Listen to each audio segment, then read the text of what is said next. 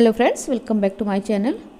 Friends, आज की इस वीडियो में हमारे ब्लाउज में जो सारी कमियां हो जाती हैं, जिससे हमारे ब्लाउज की फिटिंग ख़राब हो जाती है, उसके बारे में डिटेल में डिस्कस करेंगे। तो आप वीडियो में लास्ट तक बने रहिएगा और वीडियो अगर पसंद आए तो वीडियो को लाइक और शेयर भी कर दीजिएगा। और चैनल को अगर आप अभी तक आपने सब्सक्राइब नहीं किया है तो सब्सक्राइब भी कर लीजिएगा। तो चलिए वीडियो को शुरू करते हैं।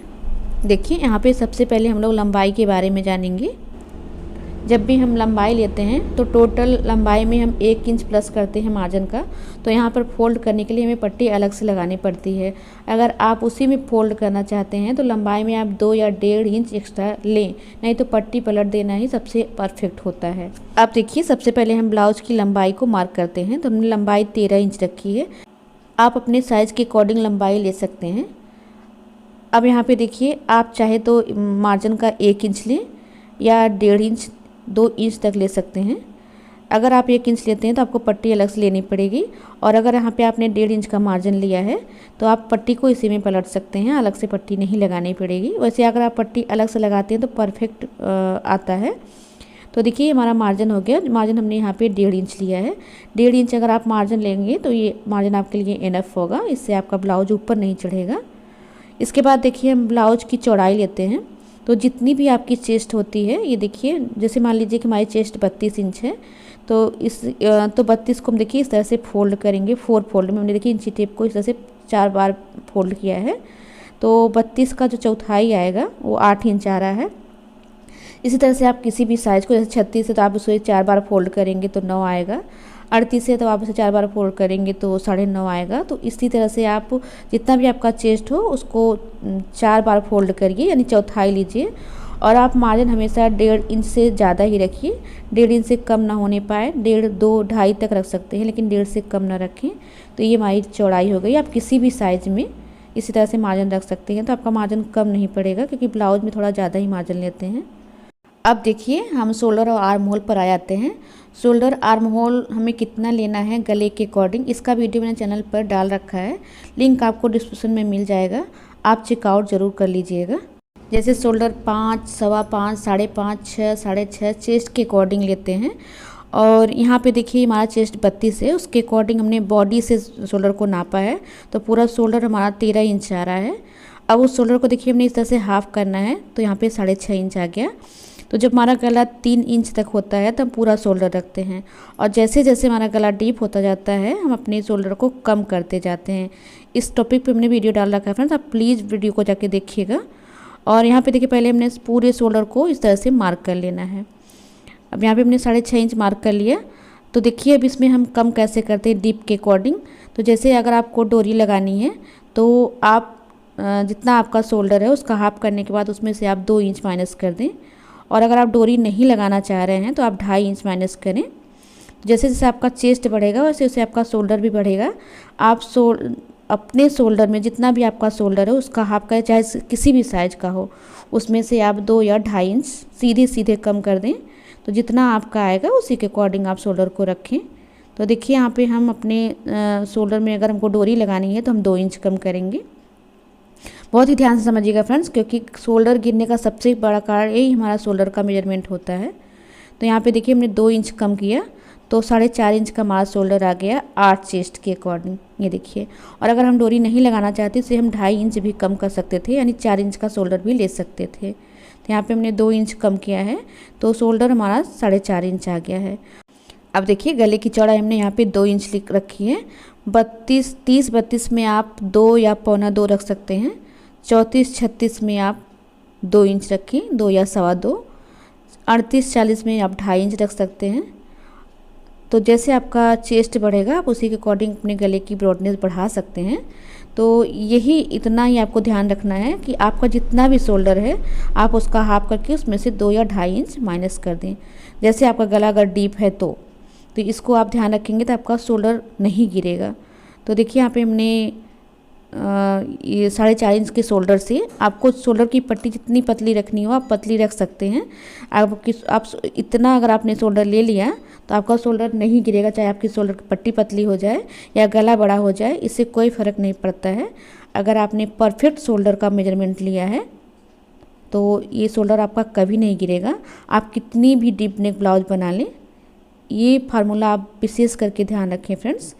मैं बार बार इस बात पे इसलिए जोर दे रही हूँ क्योंकि सबसे बड़ी प्रॉब्लम हमारी यही आती है कि हमारा शोल्डर जो है गला जो है शोल्डर से गिरने लगता है। इसे आप अगर विशेष ध्यान देंगे, जितना आपका शोल्डर होगा बॉडी से उसका हाफ करके आप उसमें से 2 या 2.5 इंच कम कर दें।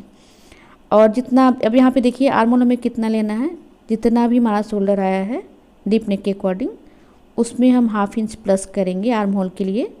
तो यहाँ पे देखिए हमने आर्म होल 5 इंच लिया है। आप 32 चेस्ट में 5 या 5.25 इंच से ज़्यादा आर्म होल ना लें। अगर आपका स्लीव राउंड यानी जो बाजू होती है उसका जो मुहड़ी होता है बॉटम वो ज़्यादा मोटा है तो आप 5.5 तक रख सकते हैं। नहीं तो 32 चेस्ट में आपका जो आर्म होल आएगा वो 5 या 5.25 से ज़्यादा नहीं आएगा। 34-36 में 5.5 लेते हैं आर्म होल को, और 36-38 में हम 38-40 में 6 इंच लेते हैं, और 42-44 में हम 7 इंच लेते हैं। फिर इसके बाद हम 7 इंच का ही आर्म होल लेते हैं। इससे ज़्यादा हमें आर्म होल को बढ़ाना नहीं होता है क्योंकि ये 7 इंच डीप नेक के अकॉर्डिंग स्टैंडर्ड साइज होता है आर्म होल का। अब यहाँ पे देखिए हमने चेस्ट का चौथाई लेना है, तो हमने 8 इंच के अकॉर्डिंग अपना शोल्डर आर्म होल लिया है, तो चेस्ट भी हम 8 इंच ही लेंगे। और मार्जिन देखिए यहाँ पे हम 2 या 2.5 इंच रख सकते हैं, 1.5 इंच से कम ना लें। मार्जिन पे आप विशेष ध्यान दें क्योंकि ब्लाउज में आपका मार्जिन कम हो जाएगा तो फिटिंग ख़राब हो सकती है। तो जितना भी आपका चेस्ट हो उसका चौथाई लेके आप 1.5 या 2 इंच एक्स्ट्रा मार्जिन ज़रूर रखें। यहाँ पे देखिए। तो फ्रेंड्स अगर आपको कहीं भी समझने में प्रॉब्लम हो रही है, आप हमारी बात को समझ नहीं पा रहे हैं, तो आप कमेंट करके ज़रूर बताइएगा। लेकिन आपको ये बात समझना बहुत ज़रूरी है क्योंकि इसी से हमारा ब्लाउज ख़राब होता है उसकी फिटिंग। और यहाँ पे देखिए जब हमने शोल्डर कम कर दिया तो यहाँ का जो ये क्रॉस आता है ये कम हो जाता है, यानी हमारा ब्लाउज खिंचाव लेने लगता है। तो इसके लिए देखिए हमने 1.5 इंच पे अपनी आर्म होल की गोलाई देनी होती है जो कि बैक की गोलाई होती है। आप चाहे तो जितना आपका आर्म होल का पार्ट आ रहा है उसका हाफ करके सेंटर लेके इस तरह से आर्म होल की गोलाई दे दें, तो आपके यहाँ पे जो आर्म होल के पास खिंचाव बनता है वो नहीं बनेगा। एक प्रॉब्लम आपकी ये दूर हो जाएगी यहाँ पे। तो देखिए ये हमारा बैक का आर्म होल हो गया। तो अब यहाँ पे थोड़ा सा गले को समझते हैं। तो देखिए ये हमने गला जो मार्क किया है ये 2 इंच पे मार्क किया है। आप चाहे तो शोल्डर की पट्टी को और चौड़ी कर सकते हैं, गला और कम कर सकते हैं, यानी 1.25 कर सकते हैं। शोल्डर की पट्टी अगर आप पतली करना चाहते हैं तो गले को 2.5 इंच कर सकते हैं, आपके अकॉर्डिंग आप कर सकते हैं। तो यहाँ पे देखिए हमने गले का जो डीप लिया है वो 10 इंच का है। तो जब हमारा गला 10 इंच का डीप है तो उसी के अकॉर्डिंग हमने आर्म होल शोल्डर लिया है। डीप नेक में ही हमारा गला शोल्डर से उतरता बाकी नहीं उतरता है, तो हम यहाँ पे डीप नेक को ही समझ रहे हैं। तो देखिए नीचे की साइड हमने इसकी ब्रॉडनेस 3 इंच ली है। आप ब्रॉडनेस नीचे बढ़ा सकते हैं पर ऊपर नहीं बढ़ाएंगे। इस तरह देखिए हमने राउंड शेप दे दिया गले का। अब देखिए थोड़ा सा हम इसको डार्क कर लेते हैं। तो जब हमारा गला डीप हो गया तो हमें 2 काम और क्या करना होता है। एक तो देखिए शोल्डर को हमने गले की साइड डाउन करना होता है, और अगर आपने शोल्डर गले की साइड डाउन किया तो आपको नीचे भी एक काम और करना है। अगर आप शोल्डर डाउन करेंगे, यहाँ पे हमारा मार्क नहीं लगाएंगे, तभी आपके ब्लाउज में उतनी परफेक्ट फिटिंग नहीं आएगी। तो आपको दोनों काम करना होगा। तो देखिए यहाँ पे हमने शोल्डर को 1/2 इंच मार्क किया है।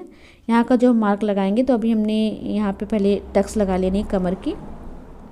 तो कमर 26 है तो चौथाई 6.5 इंच लिया, 1 इंच टक्स का और 2 इंच मार्जिन का लेके इस तरह से कटिंग और फिटिंग की लाइन को पहले हमने मार्क कर लेना है। इसे हमने पहले ही कर लेना था जब हमने चेस्ट की मार्किंग की थी, तो हम अभी कर लेते हैं। देखिए यहाँ पे हमने फिटिंग की मार्किंग भी कर लेनी है। ये देखिए अब हम इस पर टक्स लगाएंगे। तो जो टक्स लगाएंगे यहाँ पे देखिए हमने 1 इंच एक्स्ट्रा टक्स के लिए लिया था, उसी की टक्स लगाएंगे हम यहाँ पे। तो जहाँ से हमारा तैयार है ये देखिए, इसका पहले हम सेंटर निकाल लेंगे यहाँ, और जब हमने नीचे मार्जिन लिया है वहाँ तक इसको सीधा करेंगे इस तरह से। और यहाँ पे जो 1 इंच की हमारी जो टक्स के लिए हमने एक्स्ट्रा कपड़ा लिया है उसी 1 इंच को हम इसी यहाँ से सेंटर से दोनों साइड डिवाइड कर लेंगे, यानी 1/2 इंच ले लेंगे। और टक्स की लेंथ देखिए, जहाँ तक हमारे गले की लेंथ होती है वहीं तक ही हमारी टक्स की लेंथ आएगी, उसके ऊपर हमको इसको नहीं ले जाना है, नहीं तो जो है टक्स से यहाँ गला सिकुड़ जाता है। तो टक्स की लंबाई हम अपने गले की लंबाई के अकॉर्डिंग ही रखते हैं। और यहाँ पे देखिए 1/2 इंच की टक्स की मार्किंग लगा लेते हैं, और नीचे जो मार्जिन हमने दिया है वहाँ पे इसको सीधा कर लेंगे इस तरह से। और अब देखिए जब हमने शोल्डर डाउन किया था, गले के डीप के अकॉर्डिंग हमने अपना आर्म होल और शोल्डर लिया है। और ये देखिए हमने गले की साइड 1/4 इंच डाउन किया है। इसके लिए हमने यहाँ पे देखिए 1/2 इंच इस तरह से उठा के मार्क करना होगा। आप जब भी डीप नेक ब्लाउज बनाएं तो इस तरह से ये 2 मार्किंग ज़रूर करें। इससे आपकी 3 समस्या दूर होगी। एक तो आपका शोल्डर नहीं गिरेगा, दूसरा जो है आपके आर्म होल के पास झोल नहीं आएगा, तीसरा एकदम फिटिंग परफेक्ट आएगी फ्रेंड्स। जो हमारे फ्रंट और बैक में आर्म होल के पास झोल आता है वो भी नहीं आएगा, सल नहीं पड़ेगा।